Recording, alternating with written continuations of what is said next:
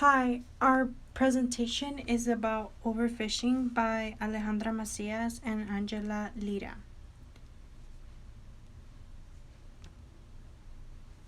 What is overfishing? So, overfishing is the act of removing many different species of fish from a huge body of water, such as our oceans, at a rate that the species cannot replenish in time, which results in those species either becoming depleted or they become very underpopulated in the certain areas they are taken away from, ultimately becoming very difficult for those fish species to recover.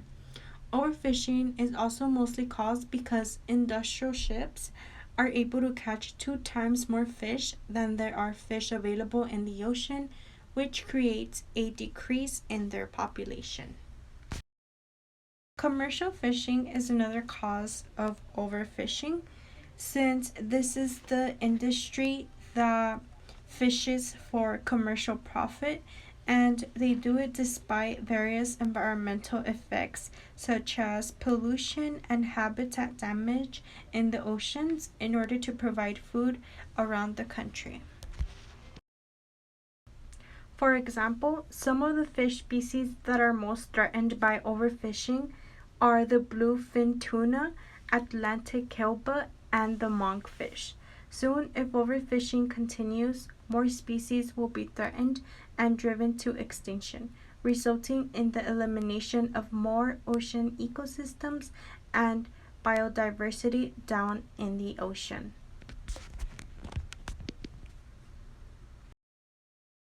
Who is involved? Okay, so the people that are involved with overfishing are first the government, since they are responsible for enforcing and creating laws and regulations on fishing, overfishing, bodies of waters, and fisheries, since they have the power to do so. Next, fisheries are also responsible for overfishing because they are the industries that were created for the purpose of breeding fish, harvesting fish, and catching fish for their own economic benefit, such as providing food to people by selling it to them. Third, fishermen and fisherwomen are also responsible because their job is obviously to capture fish, which means that they work independently in the fishing industry or in fisheries.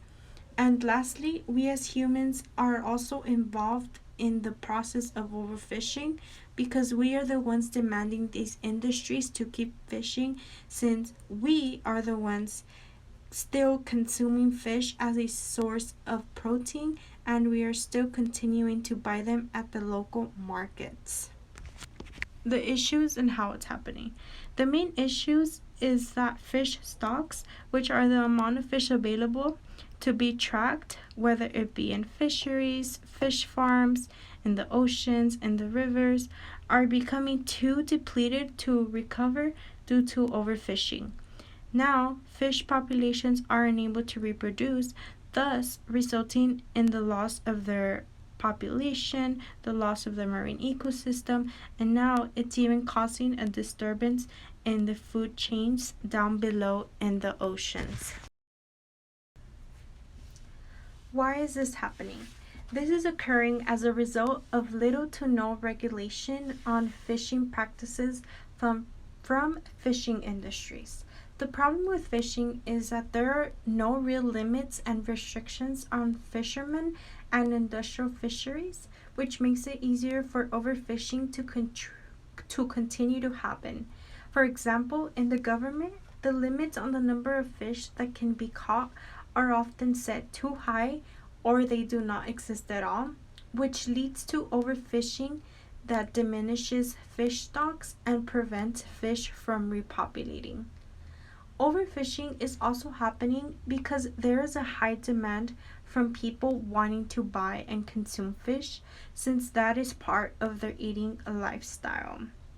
Additionally, it's occurring because these industries are capturing a large amount of fish to make their own profit while not practicing sustainable management and making sure that their fish stocks are high enough.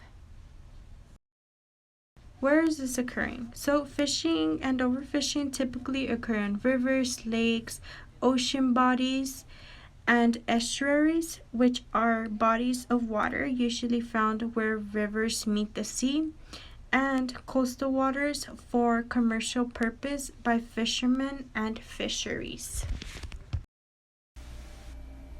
Hi, my name is Angela Lera, and I'll be presenting the second half of the presentation for overfishing.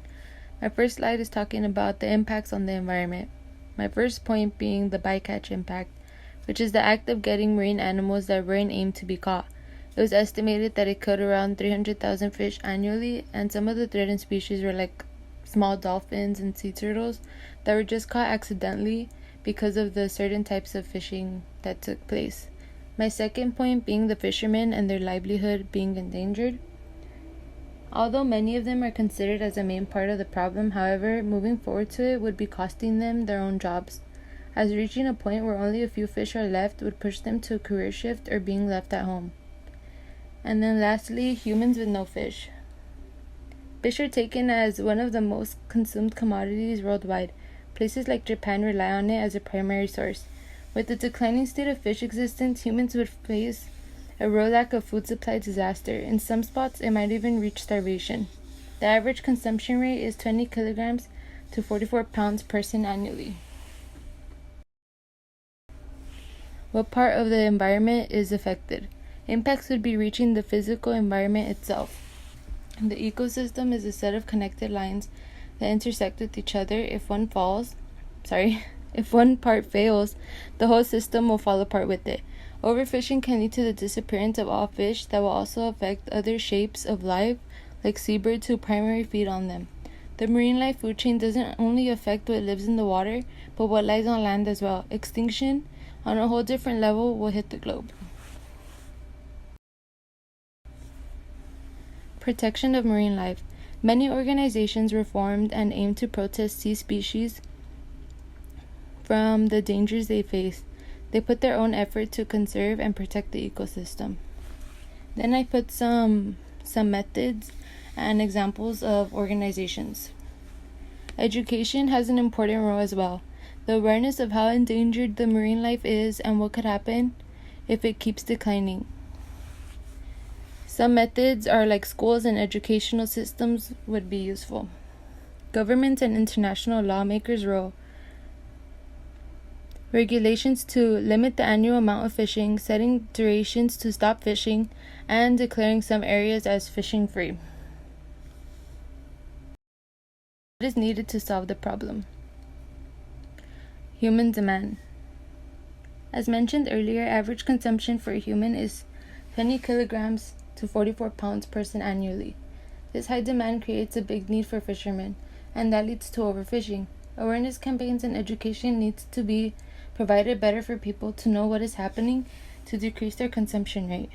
That would help the declining of overfishing to lower level so it's not dangerous anymore. New regulations. Although many rules were set in favor of the case, but the numbers aren't getting any better. New and strict regulations have to be applied by lawmakers to stop the disaster rates from continuing. And then lastly, for fishermen, as part of the problem, fishermen can be a part of the solution as well. Authorities should be providing the information and awareness sessions for people in business, as this will not just affect life in sea, it'll backfire at them and their jobs. Providing the right awareness and number for men in business so that they could get a better impact than numbers. And then how are these solutions being practiced? The Magnuson-Stevens Fishery Conservation and Management Act. The act was set to solving all problems, creating the overfishing, turning fishing in the USA from a free-for-all to more organized places where regulations and actions are set to maintain marine life without a declining movement of the fish in the area and keeping enough fish in the market to cover the demand. And that concludes our presentation. Thank you.